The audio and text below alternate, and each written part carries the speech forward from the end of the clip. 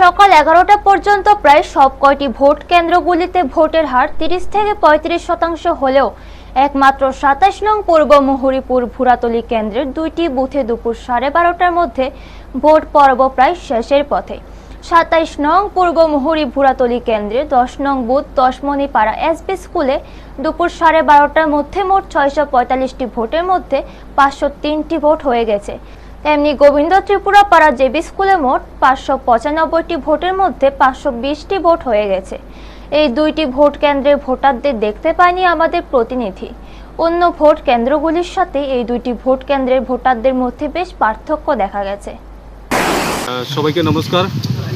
আজকে 27 মুহুরীপুর ভুরাতলী কেন্দ্র pulling station 27-10।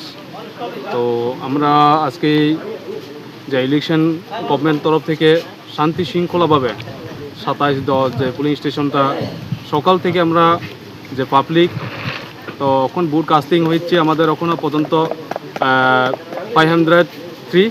তো আর আমাদের এখানে টোটাল বুথ আছে 645।